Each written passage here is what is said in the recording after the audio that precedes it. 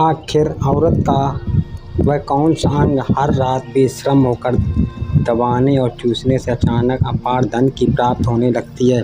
लोग औरत का कौन सा अंग दबा और चूस कर अमीर बन जाते हैं। जो भी मनुष्य औरत का यह अंग दबाता या चूसता है उसके घर में सदा माँ लक्ष्मी का वास रहता है और माँ लक्ष्मी की कृपा सदैव बनी रहती। तो दोस्तों, आज की इस वीडियो में हम आपको एक सच्ची कहानी के माध्यम से बताएंगे कि औरत का वह कौन सा अंग है जिससे हर पुरुष को दबाना और चूसना चाहिए। अधूरी जानकारी विष समान होती है, इसलिए वीडियो को बीच में न छोड़ें। दोस्तों, एक बार की बात है, एक गांव में रामदास नाम का एक व्यक्ति रहता था। वह अपने पत्नी से बहुत ज़्यादा परेशान था क्योंकि उसकी पत्नी बहुत बात हमेशा उसे ताना मारा करती थी। तुम्हारे पास है ही क्या, घर में खाने तक का कुछ नहीं है। दोस्तों, उसके घर में बिल्कुल कंगाली छा गई थी। एक भी रुपए नहीं था और उसके घर खाने के लिए अन्न का एक दाना तक नहीं था। दोस्तों, एक तो घर में खाना नहीं, ऊपर से पत्नी का ताना। वह बहुत परेशान हो गया था। उसे समझ नहीं आ रहा था कि मैं क्या करूं। एक दिन की बात है, जब वह अपने घर से एक सुनसान रास्ते पर निकल गया। बहुत सी सुनसान रास्ते में चला ही रहा था कि उसे एक साधु तपस्या करते हुए दिखाई दिए। वह उनके पास जाकर बैठ गया। जब साधु ने अपना तप खत्म किया तो रामदास उनके सामने जोर जोर से रोने लगा। साधु ने रामदास से कहा, पुत्र, तुम्हें क्या दिक्कत है? तुम क्यों रो रहे हो? आखिर तुम्हें क्या परेशानी है? तब रामदास ने साधु महाराज से कहा, हे महाराज, मेरी एक पत्नी है जो कि मुझे रोजाना ताना मारती है। मैं गरीब हूँ तो मैं क्या करूँ? कितना भी कुछ कर लूँ लेकिन धन कमा ही नहीं पाता हूँ। मेरा क्या छोटा सा डंडा था, वह भी पत्नी के क्लेश की वजह से चौपट हो गया। वह दिन रात मुझसे झगड़ा करती है। अब तो मैं दाने दाने के लिए परेशान हो गया। हमारे घर में खाने के लिए कुछ भी नहीं है, इसके अलावा पहनने के लिए वस्त्र भी नहीं है। लेकिन मैं अपनी पत्नी को समझाता हूँ कि वह मुझे ताने ना मारे, मुझसे झगड़ा ना करे, लेकिन वह बिल्कुल भी नहीं मानती। साधु जी, इसी वजह से बहुत ज़्यादा परेशान हूँ, इसी वजह से मैं घर छोड़कर यहाँ आया हूँ। तब साधु जी कहते हैं, रो मत बेटा, मैं तुम्हें एक काम बताना जा रहा हूँ जो तुम्हारी किस्मत चमका देगा।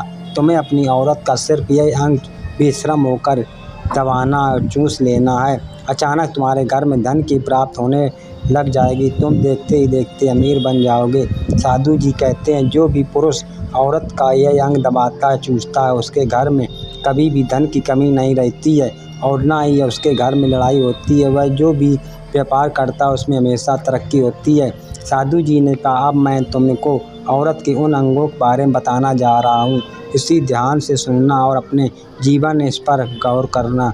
तब रामदास साधु जी महाराज की बातें बहुत गौर से सुनता है और कहता है कि जितना जल्दी हो सके मुझे यह बात बता दो। दोस्तों, तभी साधु जी महाराज उस आदमी को एक कहानी सुनाते हैं और बताते हैं कि एक नगर में एक किसान रहता था। उसके बहुत सारे खेत थे जिस पर वह दिन रात मेहनत करता था।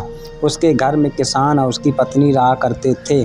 उसे किसान और उसकी पत्नी में आपस में बहुत ज़्यादा प्रेम था। उसके घर में किसी भी प्रकार की लड़ाई झगड़ा या क्लेश नहीं होता था।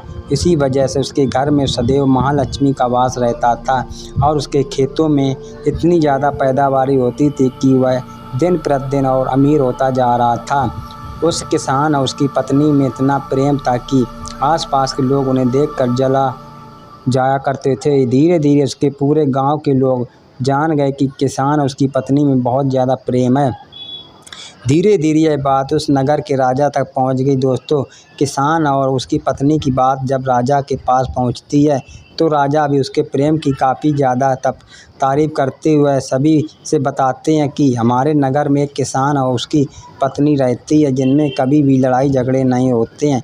उन दोनों में आपस में इतना प्रेम है कि मैंने ऐसा अपनी ज़िंदगी में कभी भी नहीं देखा। एक बार की बात, राजा पूरे नगर में ढिंढोरा पिटवा देता है कि इस नगर में जितना भी लोग हैं वह सभी अपने घर में घी का दिया जलाएंगे। राजा की पत्नी पूछती है कि आप ऐसा क्यों कर रहे हो? सबके घर में घी का दिया क्यों जलवा रहे हो? राजा अपनी पत्नी की बात सुनकर कहते हैं, दीपक प्रेम की निशानी होती है। जिसके घर में घी का दीपक जलता है उसके घर में सदैव प्रेम बना रहता है। और मैं चाहता हूँ कि जो प्रेम किसान उसकी पत्नी घर में है वह हमारे पूरे नगर में रहे। पति पत्नी के बीच हो, इसलिए मैं घर में दीपक जलाना चाहता हूँ। दोस्तों, राजा के सैनिक जाते हैं और हर जगह नगर डग्गी पीट देते हैं और कहते हैं सभी घर रात भर घी का दीपक जलाना चाहिए। दोस्तों, राजा की बात मानकर सभी नगरवासी अपने घर में दीपक जला देते हैं, लेकिन जैसे ही आधी रात होती है सभी के घर के दीपक बुझ जाते हैं, लेकिन किसान के घर का दीपक वैसे ही जलता रहता है। दोस्तों, दीपक हमेशा किसान की पत्नी जलाती थी, लेकिन उसकी बात नहीं मानती थी। वह हमेशा अपनी मनमानी करती थी, उसका जो भी मन करता था वह यही काम करती थी, लेकिन किसान को इस बात से कोई भी दिक्कत नहीं होती थी, क्योंकि किसान बहुत समझदार था। किसान तो सोचता था यदि मैं अपनी पत्नी को रोक टोक करूँगा तो घर में बेवजह ही लड़ाई झगड़ा होंगे। कई चीज़ें किसान इस वजह से अनदेखा करता था कि उसके घर में प्रेम बना रहे। राजा अपने महल को छोड़कर पूरे नगर को नज़ारा देख रहे थे। उन्होंने देखा कि सारे नगर में किसी घर में दीपक नहीं जल रहा है, लेकिन किसान के घर में दीपक जल रहा है। तब राजा अपनी रानी से बोलता है कि देखो, किसान और उसकी पत्नी घर में दीपक चमकमा रहा है, लेकिन पूरे नगर में कहीं भी दीपक नहीं जल रहा है। इसी से पता लगता है कि किसान और उसकी पत्नी में कितना प्रेम है। तब राजा की पत्नी राजा से बोलती है कि जो किसान और उसकी पत्नी में प्रेम है वह किसान की पत्नी की वजह से है, और इसी वजह से उसके घर में इतना ज़्यादा प्रेम है। दोस्तों, जब राजा की रानी की बात सुनता है तो कहता है कि नहीं, तुम्हारे सोचना गलत है।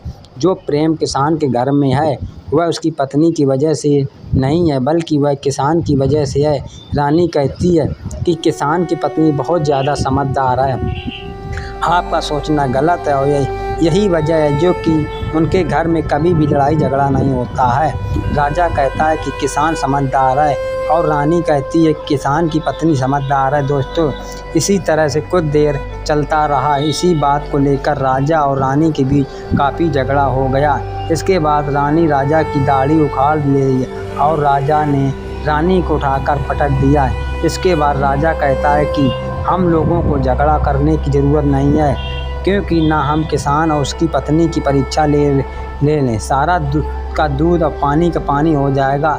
लड़ाई करने के बाद इसी बात पर राजा और रानी दोनों सहमत हो गए और दोनों की परीक्षा लेने के लिए तैयार हो जाते। तब राजा अपने महल में जाता है और एक पुरुष सैनिक को बुलाता है और पुरुष सैनिक से बोलता है कि तुम किसान के पास जाओ और जो जो प्रश्न तुमसे बोल रहा हूँ वह तुम किसान को बोल देना। वह पुरुष सैनिक बोलता है कि ठीक है महाराज। वह सैनिक राजा की बात सुनकर किसान के पास जाता है। उस समय किसान की पत्नी खेतों में गई थी, लेकिन किसान की कुछ तबीयत ठीक नहीं थी, इसी वजह से खेत में नहीं गया था। समय वह सैनिक किसान के घर पहुंच जाता है। किसान से कहता है रात दरबार से आया हूं, राजा साहब ने मुझे भेजा है। दोस्तों, किसान कहता है बताइए मैं आपकी क्या सेवा कर सकता हूं, मैं बैठ जाऊं, मैं आपके लिए पानी लेकर आता हूं। तभी वह सैनिक बोलता है कि नहीं, तुम कुछ भी मत लाओ, मैं राजा का सैनिक हूं, बस आपके पास राजा का समाचार लेकर आया हूं। तब किसान कहता ठीक है, आप मुझे बताओ राजा साहब ने मेरे लिए क्या समाचार भेजा है। सैनिक कहता है किसान राजा साहब ने यह बोला है कि यदि तुम अपनी पत्नी को छोड़ देते हो तो राजा जी आपको बहुत सारे हीरे जवाहरात और साथ में तुम्हारे ज़मीन से 2 गुना ज़्यादा ज़मीन राजा जी आपको गिफ्ट में देंगे। इसके लिए राजमहल का आधा हिस्सा भी आपको दिया जाएगा। लेकिन जो किसान ने जवाब दिया वह सुनने लायक है। किसान ने कहा राजा जी, मैं अपना पूरा राजमहल मुझे क्यों ना दे दो, लेकिन मैं अपनी पत्नी को नहीं छोड़ूंगा। जाओ और अपने राजा से कह दो। किसान ने ऐसा कहा है। सैनिक जाता है और राजा को सारी बातें बताता है। इस समय रानी वहाँ पर सैनिक की बात सुन रही थी। सुनने के बाद रानी ने कहा अपने किसान को तो परीक्षा ले ली, लेकिन किसान की पत्नी परीक्षा नहीं ली है। इस तरह से हम कैसे पता कर सकते हैं कि कौन समझदार है। इसके बाद रानी ने कहा कि अब मैं भी किसान की पत्नी परीक्षा लेने चाहता ही हूँ। जब दोनों की परीक्षा हो जाएगी तब पता चलेगा कि कौन समझदार है। फिर रानी ने भी एक सैनिक बुलाया और कहा कि मेरी बात किसान की पत्नी को बुलाना और याद रखना, यह बात तभी बताना जब किसान वहाँ पर ना हो। सैनिक ने पूछा कि रानी क्या बात बतानी है, वह तो बताओ। तो रानी ने सैनिक को सारी बात बता दी। सैनिक किसान घर जाता है और उसके घर में आवाज़ लगाता है तो उसके घर से किसान की पत्नी निकल कर आती है और कहती है, आओ बताओ क्या हुआ, क्या ढिंढोरा पीट रहा है। तो सैनिक ने कहा कि राजा महल से आया है, मुझे रानी ने भेजा है। किसान पत्नी ने कहा, बताओ किस लिए आए हो। तब सैनिक ने कहा, रानी ने बोला, यदि तुम अपने पति किसान को मार देती हो तो आपको बहुत सारे हीरे जवाहरात रानी आपको देंगी और साथ में राजमहल का आधा हिस्सा भी आपको मिलेगा। इसके अलावा जितनी भी आपकी ज़मीन है वह तो आपकी रहेगी, लेकिन उसकी दुगना ज़मीन भी रानी आपको देगी। यह बात सुनकर किसान की पत्नी तैयार हो जाती है, कहती ठीक है, यदि मुझे रानी साहब देगी तो मुझे मंजूर है, मैं अपनी पति को मार दूंगा। तब सैनिक पूछता है कि रानी को कैसे पता चलेगा कि अब आपने अपने पति को मार दिया है। तभी किसान पत्नी बोलती है, मेरे घर में जो दीपक जल रहा है, जब मैं किसान को मार दूंगा तो उसे बुझा दूंगी, तभी आपको पता चल जाएगा कि मैंने किसान को मार दिया है।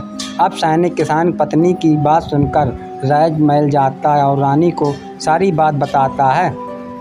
किसान की पत्नी की बात सुनकर रानी बहुत अचंभित हो जाती है और राजा और रानी को स्त्री जात नफरत होने लगती है। उसी समय राजा अपने नगर के सभी लोगों को बुलाता है और कहता है कि मैं चाहता हूँ कि मेरे और मेरी पत्नी की वजह से किसान की जान ना जाए। तुम लोग ऐसा करो, उस किसान के घर में जाओ और सारी बातें बता दो और उस किसान को बचा लो, वरना किसान की पत्नी उसे मार देगी। इधर सैनिक किसान घर जाते हैं और सोचते हैं कि किसान की पत्नी किसान को रात में मारेगी या दिया बुझाएगी। जिससे पहले ही हम किसान के घर में पहुंच जाते हैं और किसान को बचा लेते हैं। दोस्तों, जैसे ही राजा के सैनिक किसान घर में पहुंचते हैं तो देखते हैं कि किसान तो मरा पड़ा हुआ है। तो सैनिक किसान की पत्नी से बोलता है कि तुमको तो किसान को रात में मारने के लिए बोला गया था, लेकिन आपने अभी किसान को क्यों मार दिया। तब उस किसान की पत्नी बोलती है कि किसान को तो मुझे मारना ही था, रात में तो मुझे सिर्फ दिया बुझाना था, इसलिए किसान को तो मैंने दिन में ही मार दिया। सभी सैनिक तुरंत ही किसान घर से दौड़े जाते हैं और राजा रानी को सारी बातें बताते हैं। राजा और रानी को क्रोध से आग बबूला हो जाता है। इसके बाद राजा और रानी किसान की पत्नी को बंदी बना लेते हैं। इसके लिए अपने सैनिक से कहते हैं, सैनिक जाते हैं कि किसान की पत्नी को बंदी बना कर ले आते हैं। राजा किसान की पत्नी से पूछता है कि ऐसा तुमने क्या किया, तुम लालची औरत हो, तुम्हें पैसे से प्यार है। तभी किसान की पत्नी ने जवाब दिया और बताया कि मुझे तो किसान को पहले ही मारना था, वह तो कोई बहाना ढूंढ रही थी, क्योंकि किसान की आदत बहुत ख़राब थी, वह मेरे साथ बहुत ख़राब व्यवहार किया करता था। राजा ने कहा, ऐसा क्या करता था। किसान की पत्नी ने जवाब दिया कि वह मेरे नाक का ऊपरी हिस्सा अपने उंगली से हमेशा दबाया करते थे। इसके अलावा किसान एक काम और मेरे साथ करता था, वह किसान मेरे कान का पिछला हिस्सा अक्सर अपनी जीभ से स्पर्श किया करता था। राजा ने पूछा, यह बताओ, जब आप लोग गरीब थे तब क्या किसान आपके साथ यह काम करता था। तो किसान की पत्नी बोलती, नहीं महाराज, तब ऐसा नहीं करता था। तब राजा ने कहा, मैं समझ गया कि किसान ऐसा क्यों करता था। उसी समय साधु जी ने रामदास से पूछा, तुम्हें कुछ समझ में आया और औरत का कौन सा अंग दबाने से चूसने से लोगों को अचानक धन की प्राप्ति होती है। तो रामदास ने कहा, नहीं साधु जी, मुझे भी अभी समझ में नहीं आया।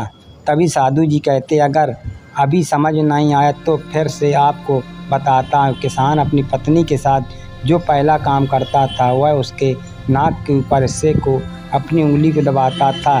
तो जिस मनुष्य के घर में पैसों की किल्लत है उसे अपनी उंगली से औरत के नाक के ऊपरी हिस्से को जरूर दबाना चाहिए। दोस्तों, औरत के नाक के ऊपरी हिस्से को बहुत शुभ माना जाता है। इसी वजह से जो यह काम करता है वह हमेशा धनवान पुरुष बन जाता है। दूसरा काम, जो भी पुरुष औरत के कान का पिछला हिस्सा अपने जीभ से स्पर्श करता है उसकी किस्मत के द्वार खुल जाते हैं, उससे अचानक धन की प्राप्ति होती है। ऐसा इसलिए होता है क्योंकि औरत के कान का पिछले हिस्से में माता लक्ष्मी का वास होता है।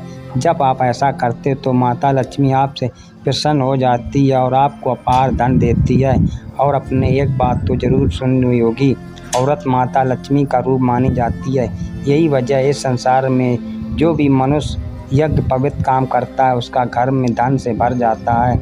जो कि इस कहानी में किसान भी अपनी पत्नी के साथ करता था। लेकिन आप जब भी ऐसा काम करें तब आपको अपनी पत्नी को पूरी बात बता देना चाहिए, अन्यथा आपके जीवन में ऐसा अनर्थ भी हो सकता है। दोस्तों, आज का ज्ञानवर्धक वीडियो कैसा लगा कमेंट करके ज़रूर बताएं और कमेंट में हर हर महादेव लिखना ना भूलें। धन्यवाद।